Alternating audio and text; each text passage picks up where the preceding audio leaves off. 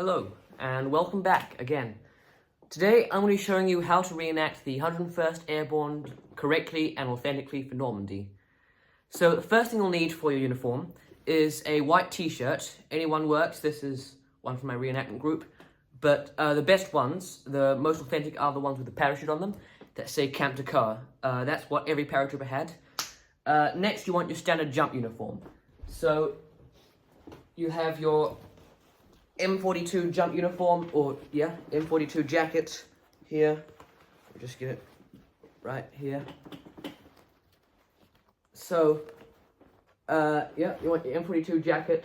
This needs to be nice and clean. Soldiers were always kept clean and tidy. The idea of being in uniform, meaning they all looked very sharp, tidy, and clean.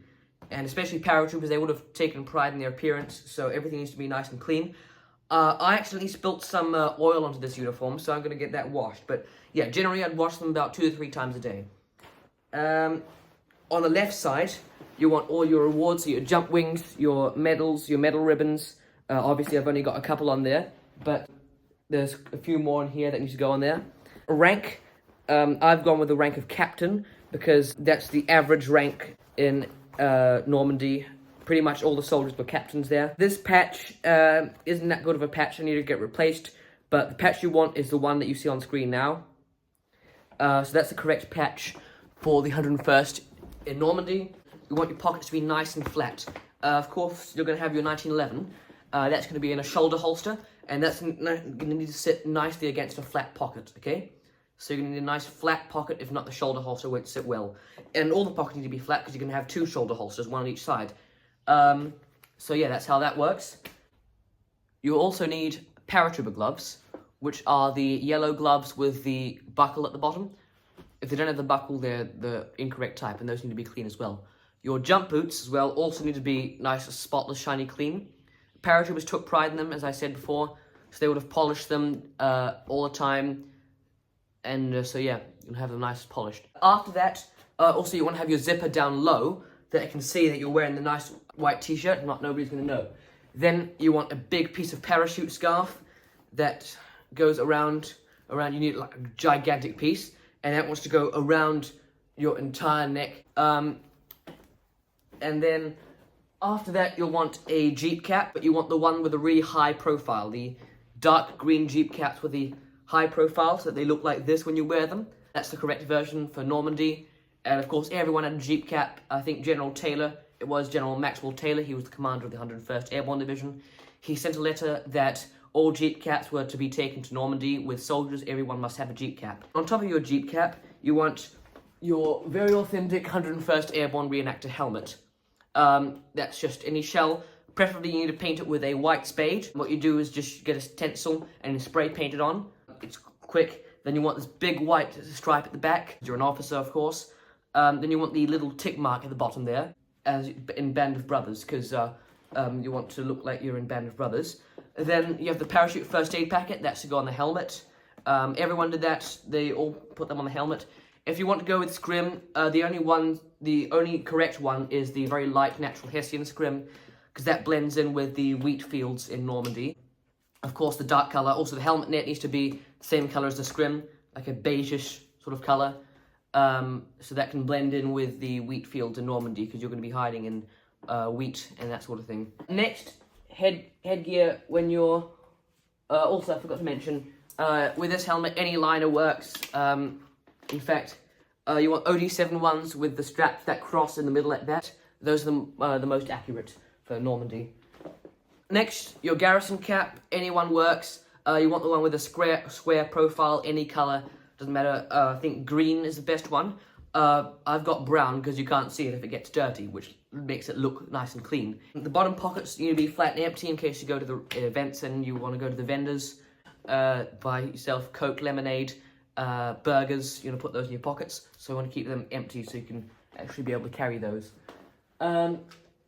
Next, with your trousers, you want these trousers like this. Again, pockets need to be flat.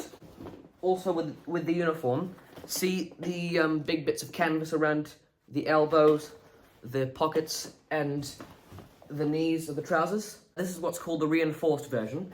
So this is how they were made. They were made reinforced, but the riggers, they cut off these reinforcements just before Normandy because lots of paratroopers complained that they're big, thick, and heavy, and they sort of limit the movement of your arms, and you can't really move. And the pockets just get too stiff, and then it's annoying the canvas, so they just cut those off. So for Normandy, the correct one is the unreinforced versions. Your weapon. Everyone had a Luger, okay? You want a Luger? This is just a replica, non-firing replica. So yeah, you want a Luger, of course. Everyone had a German weapon. I think MP40s would have been the most common. Because they were instructed when they landed they wouldn't have any weapons, so they'd take the MP40s, except for the 1911. Everyone was issued with at least 3 1911s.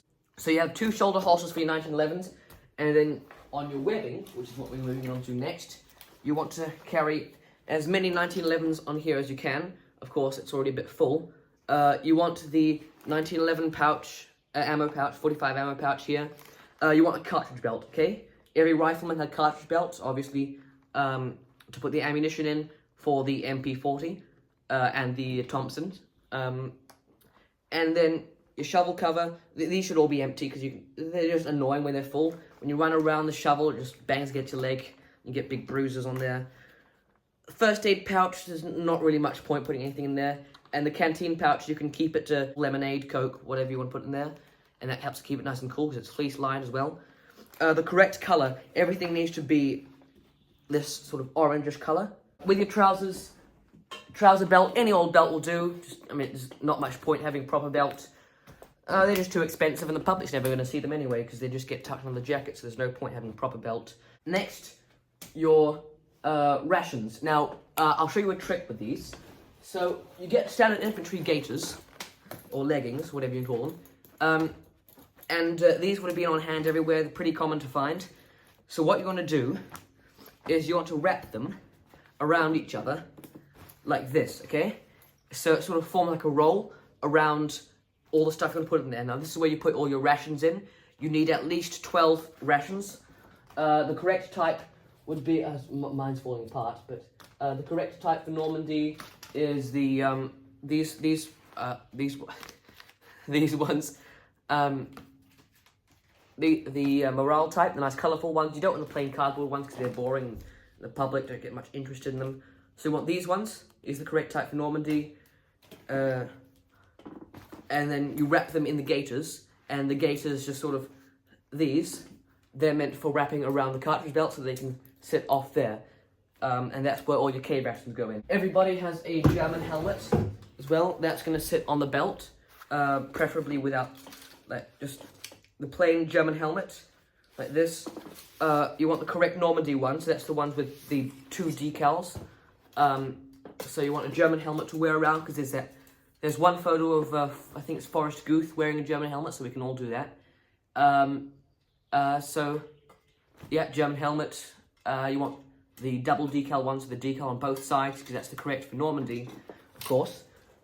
If you want to tape up your suspenders like I have, you want to use nice shiny electrical tape, shiny black electrical tape. They should match the hardware on the suspenders. Now gas brassards, you want them to be nice clean pressed because they don't work if they're all crinkled up. Your knife, you want to attach to your leg with this Mark IV Paratrooper Super Special Edition. I'm trying to think of the name now, I think I forgot. Mark IV Paratrooper Special Edition Utility Webbing Leg Knife Strap. And you can buy those from Soldier of Fortune. They are the OD3 ones, so the khaki colour. Crickets. So, the correct version, the cricket, here. The correct version is the one that has, I don't know if you can see that. Is it upside down? Is it backwards? The ones that have D-Day stamped on them are the correct version, of course, because that's for the soldiers to know only to use the cricket on D-Day. When it's the day after D-Day, then they have to stop using them because the Germans find out. So that's how they told the soldiers that the crickets were only to be used on D-Day. Sounds like this. And of course, when you're walking around, you always want to walk around clicking it like this. It's the most authentic sound for Normandy. If you listen to videos from Normandy. If there's any videos you can hear, I think one of them, Colonel Cole explaining his bayonet charge at Purple Heart Lane. In the background, you can hear this the whole time. Of course, this was a children's toy. Had nothing to do with a music maker. Children's toy. Also, when the uniforms arrived for the soldiers, they would have been coated in this chemical called CC2 to help stop them being damaged in shipping. Soldiers would remove these immediately when they got them. Yeah. And yeah, that's all for this video. Last thing, if you believe any of this, this is all completely wrong. Okay, hope you enjoyed that, and I'll see you next time.